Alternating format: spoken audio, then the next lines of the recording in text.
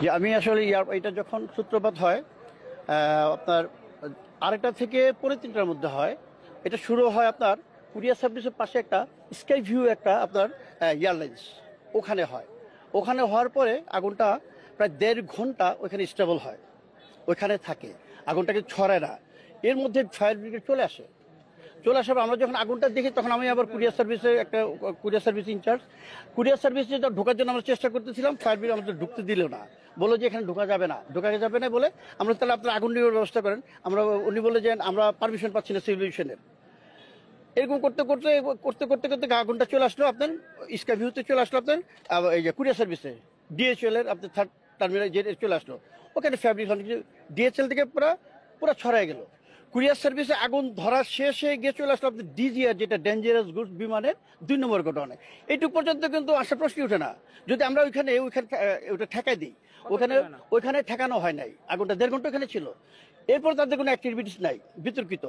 ওইখান থেকে চলে গেল আপনার আগুনটা সরাসরি চলে গেল কোথায় আপনার 2 নম্বর গোডাউন থেকে আপনার 3 নম্বর গোডাউন থেকে 2 নম্বর গোডাউনে ওয়ার হাউস, যেটা ওইখান থেকে চলে গেল আপনার 1 নম্বর গোডাউন, যেটা আপনার ইলেকট্রনিক্স, তারপরে বিভিন্ন গিফট আইটেম যেগুলি যা আছে সবগুলিতে চলে যাওয়ার পরে ওনারা আগুন নিভাতে পারছেন। আমি বলছি আপনারা যদি আগুন নিভাতে না পারেন, পানি না থাকে বলেন, আমি আমার এখান থেকে পানি দিই, আমার পানি লাইন আছে, ওই যে ফায়ার ব্রিগেড দেওয়া যায় না, ওনারা পানি মারতে পারবে না, সমস্যা কিছু সমস্যা, আগুন বেশি জ্বলবে।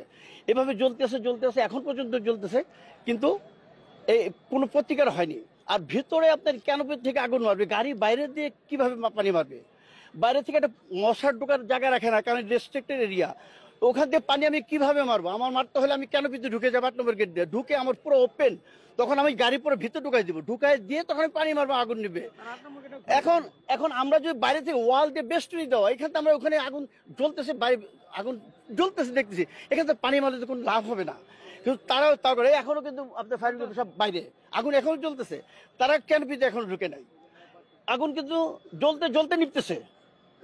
হ্যাঁ, এইভাবে চলতেছে। আর তো আমরা যদি প্রথমেই ক্যানোপিতে ঢুকে আগে পানি মারতো, আমাদের ওইখানে বন্ধ হয়ে যেত, তাহলে আমাদের এখানে আর এতটুকু ক্ষয়ক্ষতি আসে না।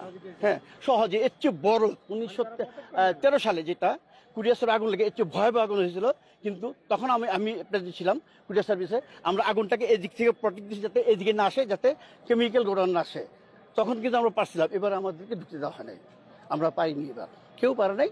আগুন নিজ গতিতে জ্বলে পুরা ধ্বংস হয়ে গেছে, হাজার হাজার কোটি টাকা ধ্বংস হয়ে গেছে।